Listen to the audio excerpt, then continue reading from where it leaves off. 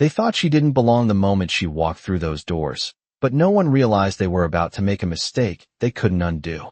The first thing people noticed about Emily Carter wasn't her face, or her eyes, or even the quiet confidence in the way she moved. It was her clothes. Simple, unremarkable. A soft gray shirt, slightly worn at the sleeves, and a pair of jeans that didn't belong anywhere near the polished marble floors of Atlantic Crown Bank. The kind of place where every footstep echoed just a little too clean, where glass walls reflected tailored suits and designer heels, where even the air felt expensive. Emily stepped inside without hesitation, her gaze steady, taking in the room as if she'd been there before. Around her, conversations softened just enough to notice. A man in a navy suit glanced up, then quickly backed down. Two women near the reception desk exchanged a look that said everything without a word. She didn't match the picture. And in places like this, that was enough. Rebecca Hayes noticed her within seconds. Years of managing high-net-worth clients had trained her eyes to categorize people instantly. Status, value, time. And Emily Carter, as far as Rebecca could tell, didn't qualify for any of it. Rebecca adjusted the cuff of her crisp white blouse, her posture straightening as she approached with a smile that looked practiced but not warm. "Good morning," she said, her tone smooth but measured. "Do you have an appointment?" Emily met her gaze calmly. "No," she replied, her voice quiet but clear. "I just need to speak with someone about an account." A small pause, just enough for Rebecca's smile to tighten. Around them, the subtle shift began, the kind that only happens when people sense something is out of place. "I see," Rebecca said, her eyes briefly scanning Emily again, slower this time, more deliberate. "Our private services are typically reserved for clients with scheduled consultations." The words were polite. The meaning was not. Emily didn't react. Not to the tone, not to the implication. She simply nodded once, as if she had heard something entirely different. "I understand," she said softly. That calmness, it lingered. It didn't match the situation. It didn't match what Rebecca expected. And that, more than anything, was unsettling. Behind them, a quiet murmur passed through the lobby. Someone shifted in. Their seat. Another glance. Another assumption forming. Rebecca felt it too. The attention. The unspoken question in the room. And instead of stepping back, she leaned in. Just slightly. Enough for her voice to carry a little further than necessary. "We do have other branches," she added, her tone sharpening just a fraction. "They might be better suited for your needs." The suggestion hung in the air. Clear. Dismissive. Final. For a moment, everything slowed. The soft hum of conversation. The faint clicking of heels against marble. Even the light filtering through the tall windows seemed to pause. Emily stood there, her fingers resting lightly on a thin folder she hadn't opened yet. Her expression didn't change. Not offended. Not embarrassed. Just steady. And that was when Rebecca made her decision. Because in her world, hesitation meant weakness. And certainty, even the wrong kind, always felt like control. What she didn't realize was that in less than 10 minutes, that certainty would cost her everything. Rebecca let the silence stretch just long enough to make the message unmistakable. Then she stepped back half a pace, creating a subtle distance as if Emily had already been redirected elsewhere. But Emily did not move. Her posture remained composed, her hand still resting lightly on the folder as if time itself had slowed around her. And that stillness began to ripple through the room in ways Rebecca did not expect. Because people who were embarrassed usually reacted, they apologized, they explained, they left. But Emily did none of those things. Instead, she looked around the lobby with quiet attention, taking in the polished counters, the glass offices, the discreet conversations that had now softened into curious whispers. And when her eyes returned to Rebecca, there was no frustration there. Only a calm that felt almost deliberate. "I only need a few minutes," Emily said gently, her voice steady enough to carry without effort. And something in that tone made a few heads turn. More fully this time, Rebecca felt it immediately, the shift in attention, the way the room was no longer entirely on her side. And it irritated her more than she would admit, because control in a place like this was everything. And right now it was slipping in the smallest, most uncomfortable way. So she adjusted her stance, her smile returning, but thinner now, sharper, "As I mentioned," she said, this time allowing her voice to rise just enough to be overheard. We prioritize clients who meet certain requirements.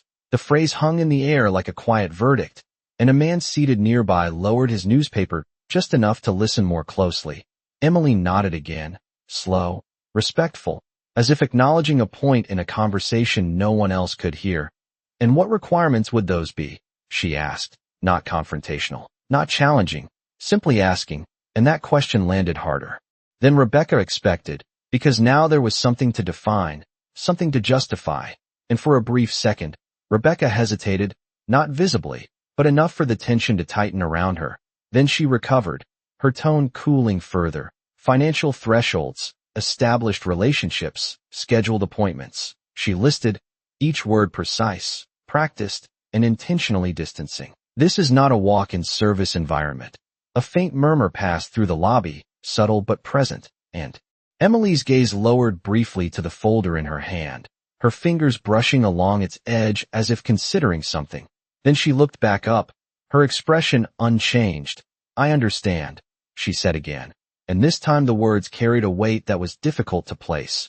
Not agreement, not submission, something else entirely, something that made Rebecca feel, for just a fraction of a second, uncertain. But uncertainty was not something she allowed to exist in her space, so she moved to end it, to close the moment before it grew any further. "If you would like, I can have someone direct you to another branch," she said, already turning slightly as if the conversation was finished, as if Emily had already been dismissed. But Emily did not step away.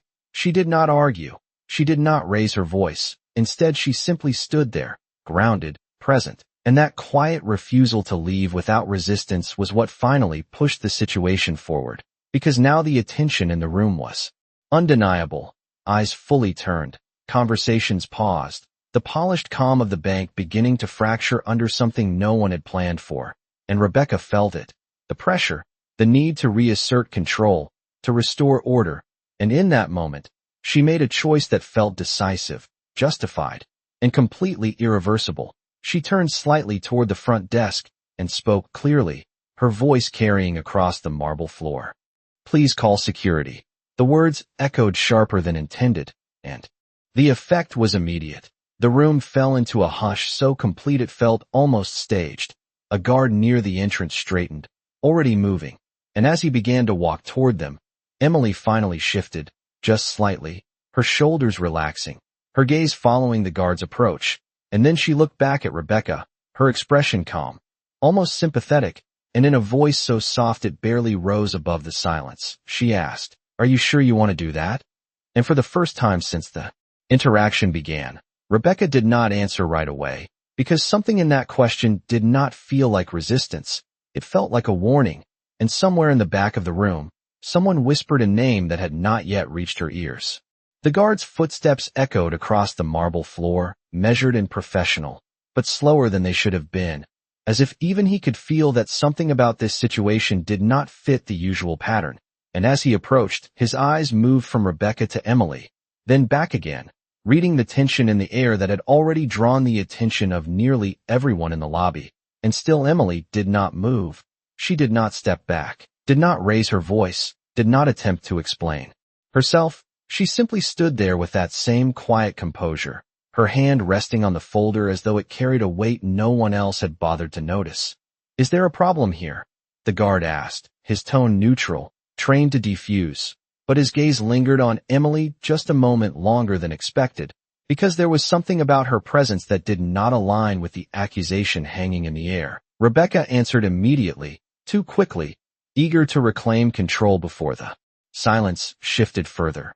"Yes, this individual is refusing to leave after being advised that she does not meet our service requirements." Her words were crisp, deliberate, each one chosen to justify what had already been set in motion, and a few customers nearby nodded subtly, not because they understood, but because they trusted the authority in her voice. Emily turned her eyes toward the guard, calm, steady, almost thoughtful. "I have not refused anything," she said softly. "I simply asked a question." And again, that tone, that controlled stillness, created a small fracture in the certainty of the moment.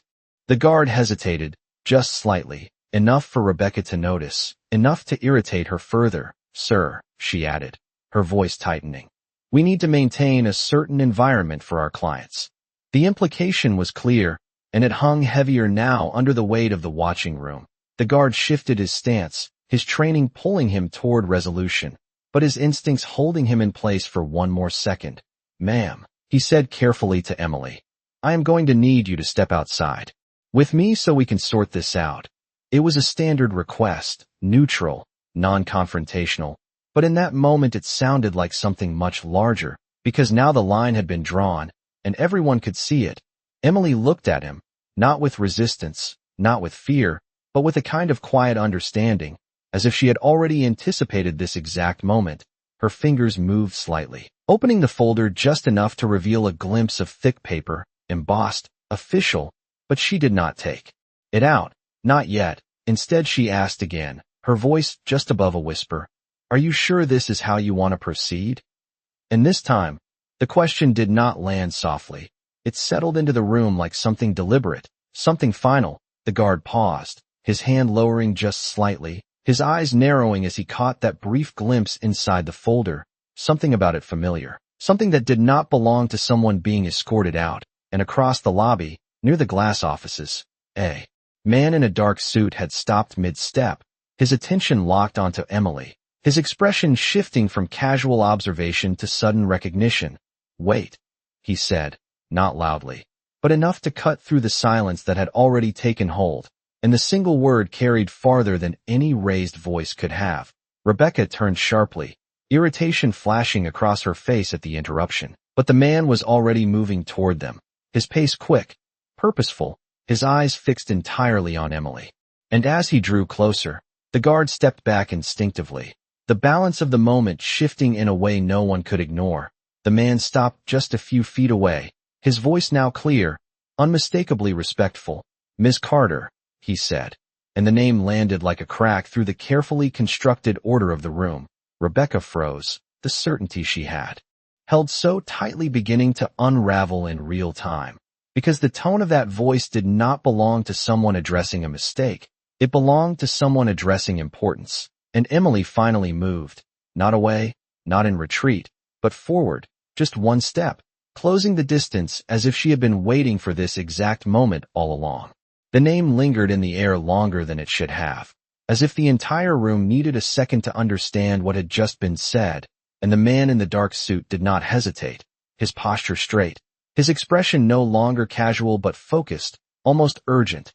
"Ms. Carter," he repeated, stepping closer, his voice carrying a level of respect that did not belong in the situation that had just unfolded. And for the first time since the moment began, the balance shifted completely. The guard stepped back without being asked, his authority dissolving into uncertainty, while Rebecca stood frozen, her carefully maintained composure beginning to fracture in ways she could not control, because the tone she was hearing now did not match the assumptions she had built just minutes earlier. Emily met the man's gaze calmly, offering a small nod, not surprised, not relieved, simply acknowledging what had always been true. "I apologize for the delay," the man continued, his voice steady but edged with something sharper now, something directed not at Emily, but at everything that had just happened around her. "We were expecting you in the executive office." And that sentence landed heavier than anything else, because now there was context, now there was position, now there was something no one in the room could ignore. A quiet ripple moved through the lobby, whispers no longer hidden, eyes widening, people shifting in their seats as realization began to take shape. Rebecca's lips parted slightly, her mind racing to catch up, to correct, to recover, but the words did not come, because every detail she had relied on just moments ago had suddenly become irrelevant. The clothes, the lack of appointment, the assumptions, all of it collapsing under a truth she had not taken the time to see. "Executive office," she repeated under her breath, barely audible, as if saying it might make it less real. The man turned his attention to her then, his expression composed but unmistakably firm. "Yes," he said, his tone professional, but now carrying authority of its own. "Ms. Carter has a scheduled meeting regarding institutional assets and strategic partnerships." Each word precise, each one dismantling the narrative Rebecca had built, and the silence that followed was no longer uncertain. It was absolute, the kind that presses against the walls and makes every small movement feel louder than it should be. Emily finally opened the folder in her hands, not abruptly, not dramatically, just enough to reveal the documents inside. Thick paper, official seals, signatures that carried weight far beyond the room they were standing in. She did not hold them up, did not present them as proof. She simply let them exist, because they spoke for themselves. And in that moment, no explanation was needed.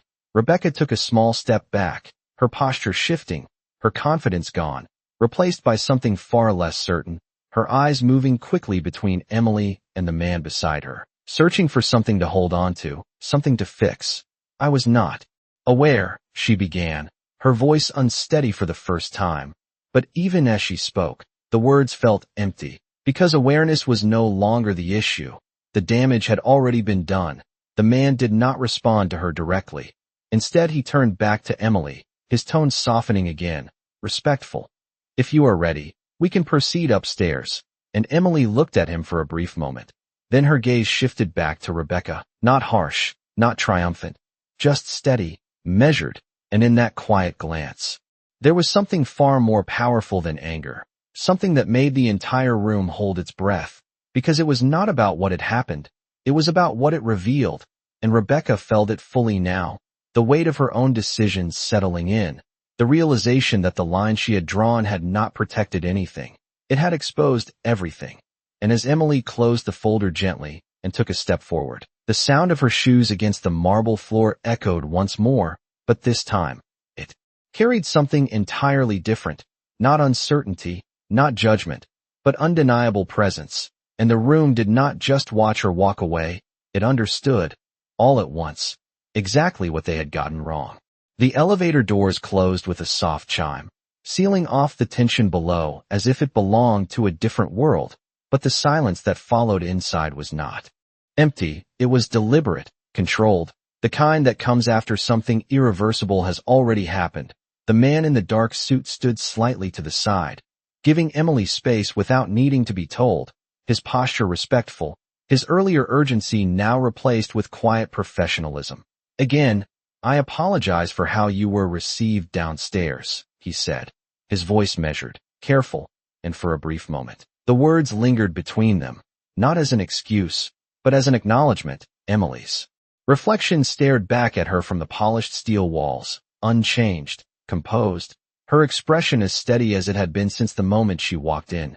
You do not need to apologize for something you did not do, she replied softly, her tone even, without bitterness, without accusation, and that response settled in a way that made the apology feel heavier, because it removed any path of simple resolution. The elevator continued its smooth ascent, floor numbers lighting up one by one, each second stretching just enough to allow the weight of what had occurred to settle deeper. Downstairs, the silence had not lifted. It had shifted, transformed into something sharper, more aware. Rebecca Hayes remained where she stood, though the room around her no longer felt like it belonged to her. Conversations had not resumed. They had simply changed direction, quieter now, more deliberate. The kind of whispers that carry further than raised voices.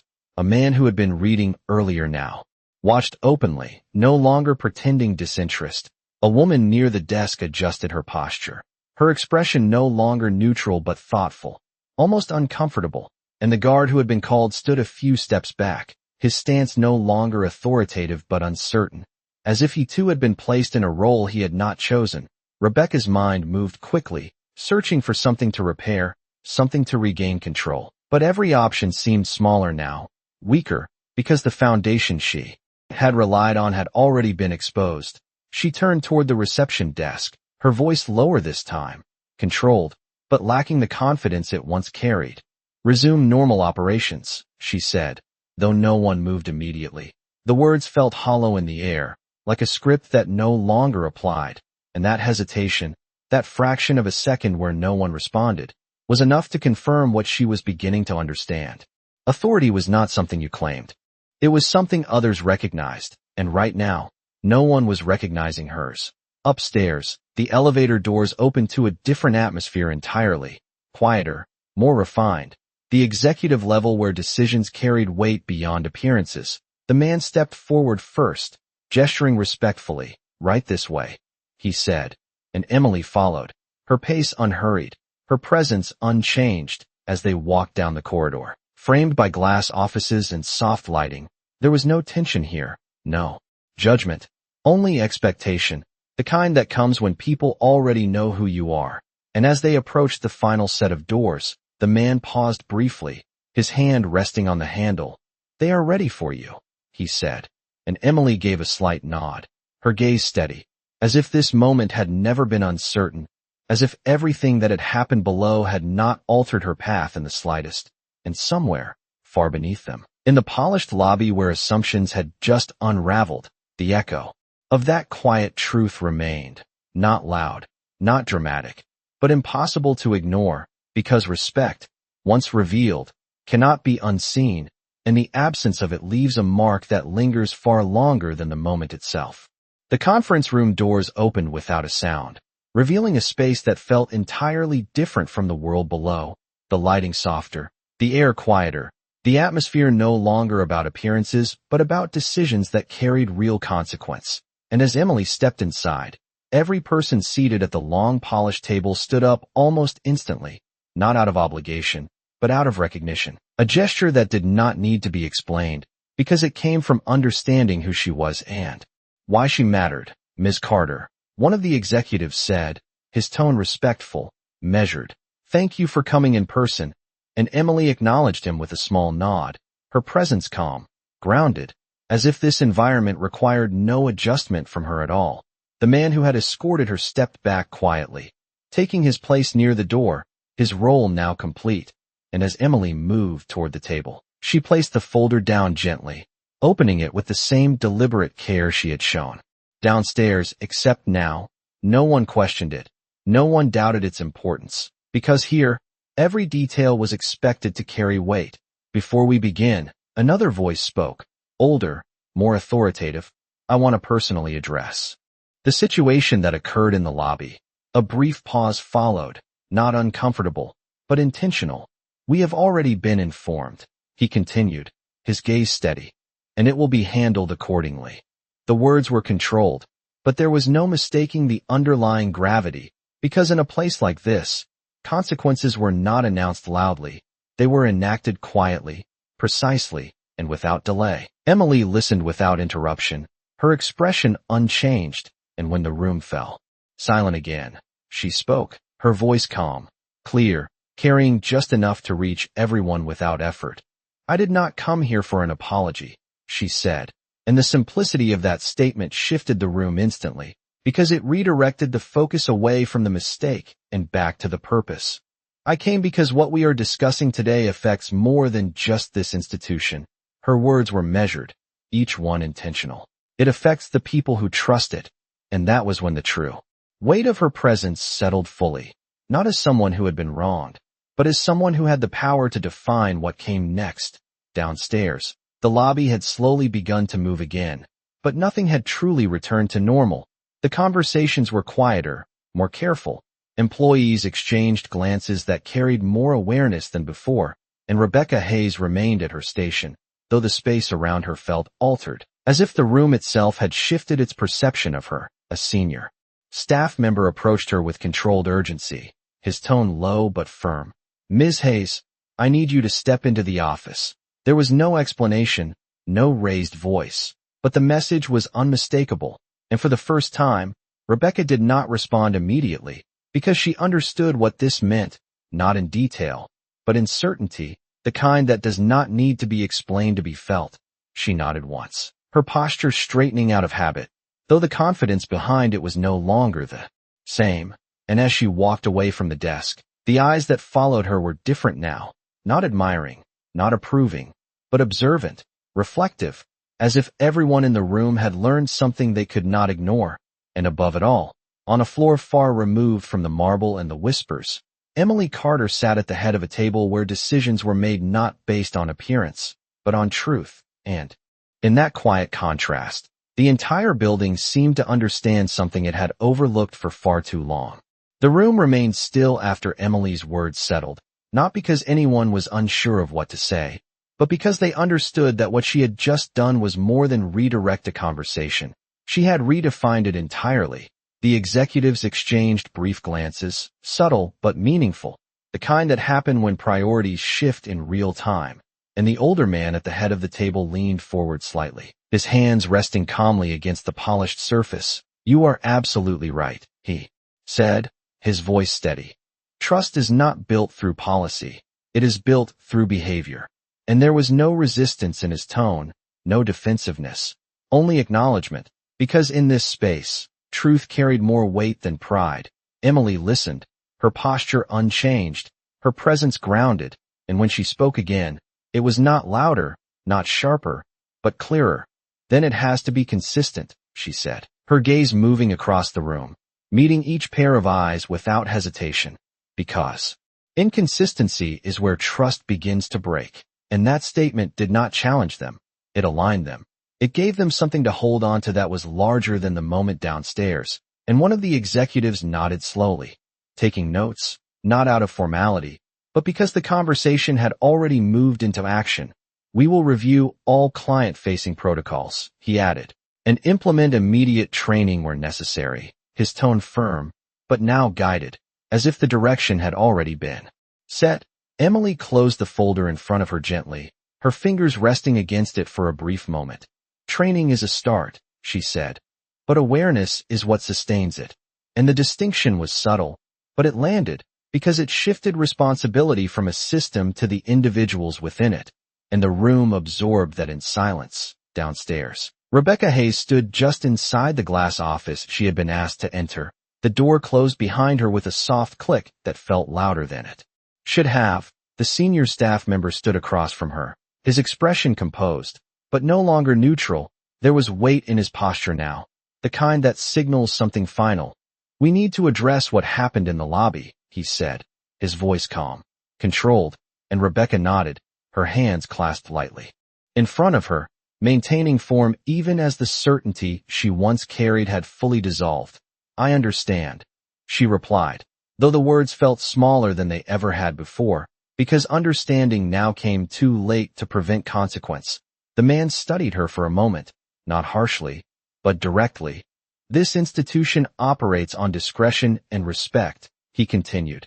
And today, both were compromised. There was no accusation in his tone, only fact, and that made it harder to deflect, harder to reshape. Rebecca lowered her gaze slightly, not in submission, but in recognition, because for the first time, she could see the full picture, not just the moment, but the pattern that had led to it. And upstairs, Emily Carter sat in a room where her presence was not questioned, not evaluated, but understood, and in that contrast, the truth became unmistakable. Not everyone who walks quietly lacks importance, and not everyone who speaks with certainty holds authority. And as the meeting continued, moving forward with clarity and purpose, the ripple of what had happened below continued to expand, not through noise, not through spectacle, but through realization, the kind that lingers, the kind that changes how people see the next person who walks through those same doors. The meeting moved forward with a quiet momentum, the kind that does not need urgency because every person in the room understood the stakes. Documents were reviewed, numbers discussed, strategies outlined. But beneath all of it, there was a shift that could not be written on paper, a recalibration of awareness that had already begun to take hold. Emily sat composed, listening more than she spoke, her presence guiding the direction without forcing it. And when she did speak, the room adjusted, not out of obligation, but because her words carried clarity that cut through complexity. "What we are building here," she said at one point, her voice calm but precise, "is not just a partnership, it is a standard." And that word, standard, lingered, because it implied something ongoing, something that would exist long after this meeting ended. One of the executives leaned back slightly, considering it, and standards. He replied thoughtfully, "Require accountability." Emily nodded once, not as agreement, but as confirmation, because that had always been the point. Accountability did not begin when something went wrong. It began in how people chose to act before anyone was watching. Downstairs, the atmosphere had not returned to what it had been earlier that morning. It could not. Something had changed too visibly, too completely. The staff moved more carefully now, their interactions quieter, more deliberate, as if every word carried a little more weight than before. The guard had returned to his post near the entrance, but his posture was different, less automatic, more aware. His eyes no longer scanning just for disruption, but for understanding, and near the reception desk, a young associate hesitated before assisting a new customer, his tone noticeably more respectful, more patient, as if the lesson had already taken root. Rebecca Hayes remained in the office, seated now, her hands resting still in her lap. The conversation with the senior staff member had ended, but its impact had not. The words spoken had been measured, controlled, but unmistakable, expectations clarified, boundaries reinforced, and consequences implied with a precision that left no room for interpretation. She replayed the moment in her mind, not just the decision to call security, but everything that led up to it, the glance, the assumption, the tone, each piece forming a pattern she had never questioned before, and now, for the first time, she saw it clearly, not as a single mistake, but as something deeper, something habitual, something she had mistaken for professionalism. And that realization settled heavier than any reprimand could have. Upstairs, the meeting approached its conclusion. Agreements were outlined, next steps defined. But before the final documents were closed, the older executive looked toward Emily once more, his expression thoughtful. "There is one more matter," he said, his tone careful, "regarding the experience you had upon arrival." A brief pause followed, not for effect, but for respect. "We would value your perspective on how to move forward." The room fell quiet again, not tense, but attentive, because now the question was not about what had happened. It was about what should happen next. Emily considered it for a moment, her gaze steady, her expression unchanged, and when she spoke, her voice was as calm as it had been from the beginning. "You move forward by making sure it does not happen again," she said simply, and the simplicity of it carried more weight than any detailed plan, because it stripped the solution down to its essence: awareness, consistency, respect. And in that moment, no one in the room needed further explanation, because they understood, not just intellectually, but completely. And as the meeting came to a close, the quiet truth remained, not spoken, not emphasized, but present in every action that followed. That dignity is not something you offer based on who someone appears to be. It is something you either uphold, or you reveal that you never had. The meeting concluded without applause, without dramatic gestures, just a quiet series of acknowledgments that carried more weight than celebration ever could. Documents were gathered, hands were shaken, and one by one the executive stepped back, not dismissing Emily, but recognizing that the conversation had already reached its most important point. The older man gave a final nod. "We will follow through," he said, not as a promise, but as a commitment, and Emily accepted it with the same calm presence she had carried from the moment she entered the building. "I believe you will," she replied, and there was no doubt in her voice, because belief, in that moment, was not based on trust alone, it was based on clarity, the kind that comes when expectations are no longer ambiguous. As the room began to clear, the man who had first recognized her remained by the door, waiting, not out of obligation, but out of respect. "I can escort you back down," he offered, his tone careful, and Emily gave a small nod, gathering her folder with the same deliberate motion as before. As they stepped into the hallway, the quiet of the executive floor followed them, but it felt different now, lighter, resolved. The elevator doors opened once more, and as they stepped inside, there was a brief pause, not uncomfortable, just reflective. "If I may ask," the man said after a moment, "why did you not say anything earlier?" His question was not critical, it was genuine, and Emily considered it. For a second, her reflection steady in the mirrored walls. "Because people reveal more when you let them decide who you are," she answered, her voice soft, but certain, and that answer settled into the space between them with a clarity that required no further explanation. The elevator descended smoothly, each floor bringing them closer to the place where everything had begun. Downstairs, the lobby had resumed its rhythm, but it was not the same rhythm as before. It was more aware, more measured, as if the building itself had adjusted to a truth it could not ignore. When the doors opened, conversations softened again, not out of curiosity this time, but out of recognition.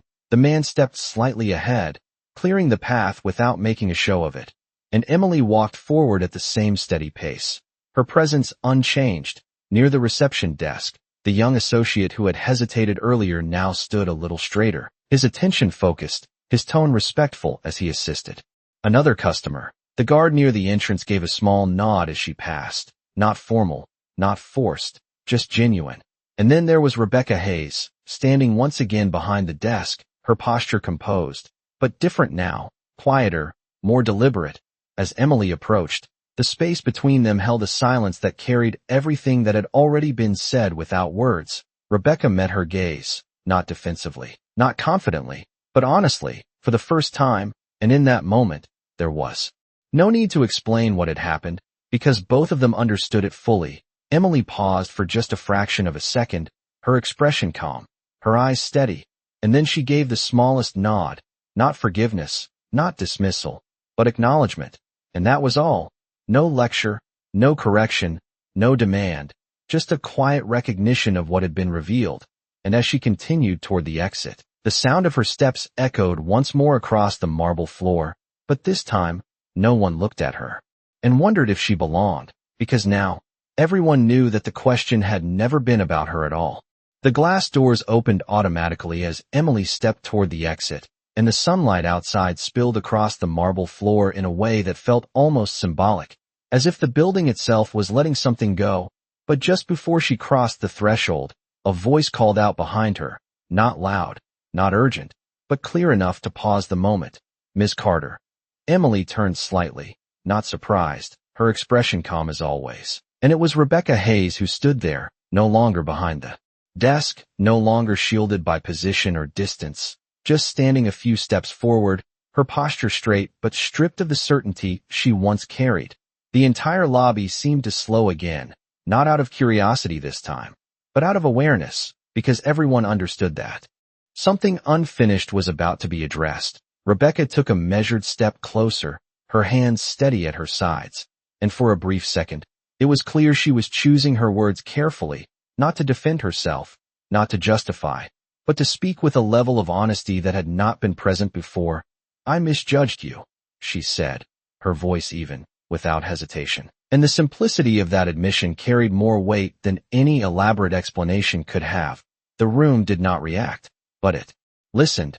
Emily held her gaze, not cold, not forgiving, just present, allowing the moment to exist without rushing it.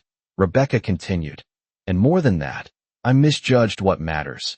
And that was where her voice shifted, not breaking, but grounding, as if she had reached something deeper than the surface of the situation, a realization that extended beyond one interaction, beyond one decision. Emily took a small step forward, closing the space just enough to make the conversation private, without removing it from the room. "That is something only you can correct," she replied softly, her tone steady, not dismissive, not encouraging, simply true. And Rebecca nodded once, because she understood. There was no quick resolution here, no immediate redemption, only the awareness of what had been revealed and the responsibility to act differently moving forward. The silence that followed was not uncomfortable. It was complete, the kind that signals the end of something and the beginning of something else. And in that silence, the roles in the room had fully shifted, not through force, not through confrontation, but through clarity. Emily turned back toward the exit, her hand brushing lightly against the door as she stepped outside, and the moment she crossed into the sunlight, the atmosphere inside the building changed again, not dramatically, but definitively. Conversations resumed, but with a different tone. Employees moved, but with a different awareness, and Rebecca remained where she stood for a moment longer, not frozen, but reflective, as if the space she occupied now required something different from her, something she had not practiced before. And as she finally turned back toward the desk, her steps were measured, her posture composed, but no longer driven by assumption. Upstairs, in a quiet office overlooking the city, the executives had already begun implementing changes, policies being reviewed, training scheduled, not because they had to, but because they understood what was at stake. And outside, Emily Carter walked away from the building without looking back, not because the moment did not matter, but because it had already done what it needed to do. It had revealed something, not just about one person, but about everyone who had witnessed it. And in that quiet revelation, the true shift had already begun, not in policy, not in procedure, but in perspective, the kind that cannot be undone once it is seen clearly. The city moved as it always did, steady, indifferent, cars passing, people crossing streets, sunlight reflecting off glass towers that held thousands of unseen stories inside them. And among that quiet rhythm, Emily Carter walked without urgency, her steps even, her posture relaxed, as if nothing extraordinary had just taken place, because for her, it had not. It had simply been another moment where truth revealed itself without needing to be forced. Behind her, inside the building she had just left, the impact of that moment continued to unfold in ways no one could ignore, not loudly, not dramatically, but with a quiet precision that reached into every corner of the institution. In the executive offices, conversations that had once been routine now carried a sharper focus. Policies were not just reviewed, they were questioned, examined through a different lens, one that no longer relied on assumption but demanded awareness. And in those discussions, one phrase returned again and again, not as a slogan, but as a realization that respect must be consistent to be real. Downstairs, the change was more subtle, but no less significant. The front desk no longer felt like a barrier, but a point of connection. Employees who had once relied on quick judgments now paused, even if only for a second longer, to look, to listen, to understand. The young associate who had hesitated earlier now greeted each customer with a tone that carried intention, not performance. And even the guard at the entrance, who had followed protocol without question before, now observed with a different awareness, not just scanning for disruption, but for context. And at the center of it all, Rebecca Hayes stood behind the desk once more, but she was not the same person who had stood there that morning. The confidence she once carried had not disappeared. It had been reshaped, stripped of assumption and rebuilt with something more deliberate, more careful. Her movements were slower now, not uncertain, but thoughtful. Each interaction measured, not out of fear, but out of understanding, because she had seen what happened when certainty was built on incomplete perception, and she had no intention of repeating it. A customer approached, dressed simply, nothing about them signaling status or importance, and for a brief moment, the old instinct surfaced, quick, automatic. But this time, it did not take control. Rebecca met their gaze fully, her voice calm, respectful. "How can I assist you today?" And the difference in those words, though subtle, carried everything that had changed. Upstairs, reports were already being drafted, training modules outlined. But none of it felt like a reaction. It felt like an alignment, as if the institution had been reminded of something it had always claimed to value, but had not consistently practiced. And as the day moved forward, the ripple of that single moment continued to expand, not through announcements, not through headlines, but through behavior, through choices, through the quiet decisions people made when no one was watching. And outside, Emily paused briefly at the edge of the street, waiting for the light to change, her reflection faint in the glass of a nearby building. Unchanged, steady, she did not need to look back to know what had shifted, because the outcome had never been about proving who she was. It had been about revealing who others chose to be. And in that quiet understanding, she stepped forward as the light turned green, moving on without hesitation, leaving behind a space that would not forget what it had just learned. Days passed, but the moment did not fade. It settled instead, embedding itself into the rhythm of the institution in ways that could not be undone, not because it was dramatic, but because it was undeniable, the kind of truth that does not need repetition to remain present. Inside the bank, the changes continued quietly, not announced, not displayed, but practiced. Conversations between staff carried a different tone now, less assumption, more attention. Policies that once existed as formalities were now discussed with intent, questioned, refined, and more importantly, applied, not just when it was convenient, but when it mattered most, in the small, ordinary moments where character is revealed without effort. Rebecca Hayes moved through her responsibilities with a new awareness, not cautious, but conscious. The confidence she carried was no longer rooted in quick judgment, but in deliberate understanding. And though no one spoke openly about what had happened that morning, It remained present in every interaction, not as a memory to avoid, but as a lesson to carry forward. A customer approached the desk, hesitant, their voice uncertain, their appearance simple, and for a brief moment, the room seemed to pause, not out of tension, but out of recognition, because everyone understood that this was where the lesson lived, not in the conference room, not in executive decisions, but here, in the everyday. Rebecca met their eyes fully, her expression steady. "Take your time," she said, her tone patient, respectful, and in that moment, there was no performance, no correction, just a quiet alignment with something that should have always been there.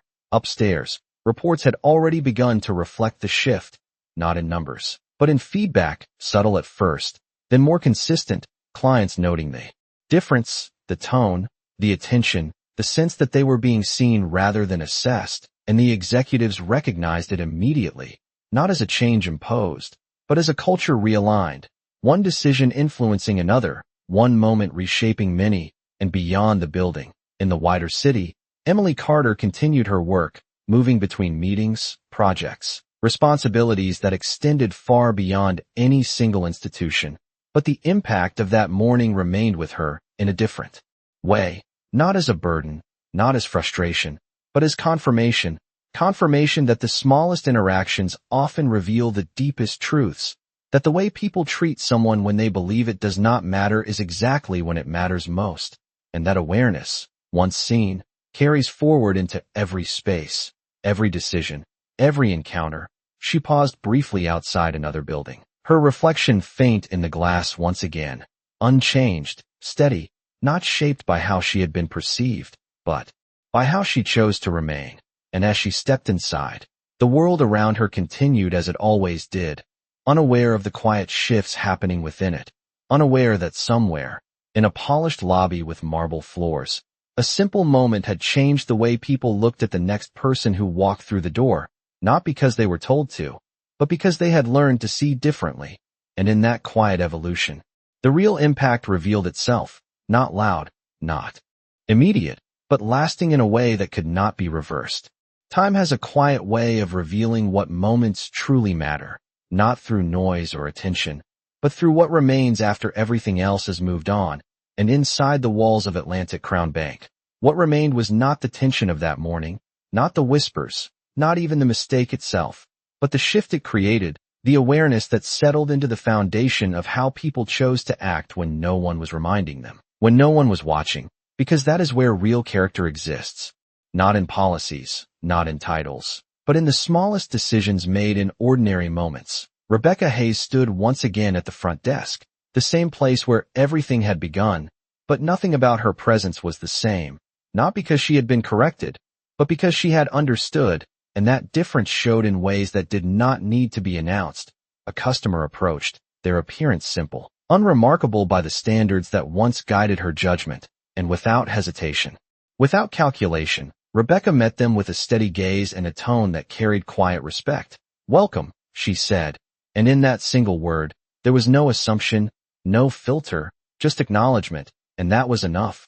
Around her, the staff moved with a similar awareness, not perfectly, not without moments of uncertainty, but consistently, and consistency was what transformed a lesson into a standard. Upstairs, the executives continued their work, decisions unfolding, strategies evolving, but now anchored by something more grounded than before, an understanding that systems are only as strong as the people who carry them out, and that those people must choose, every day, how they define the space they represent. And beyond those walls, the city continued as it always did, unaware of the quiet transformation that had taken place within one building, unaware that something as simple as a single interaction had reshaped the way people saw the next person who walked through those doors. Emily Carter moved through her own world with the same steady presence, her path unchanged, her purpose uninterrupted, because she had never needed to prove anything to anyone. She had only needed to remain who she was, and in doing so, she had revealed something far more powerful than status or authority. She had revealed the truth about perception, that it is not what we see that defines us, but how we choose to see it. And somewhere, in the reflection of glass and marble and quiet conversations, that truth remained, not spoken, not emphasized, but understood, because the moment had passed, but its meaning had not. And in that stillness, something deeper had taken root, not just in one person, not just in one place, but in the simple realization that respect is not something you offer when it feels appropriate. It is something you either carry at all times, or you reveal that you never truly had it at all. And on that day, in that space, the difference became impossible to ignore.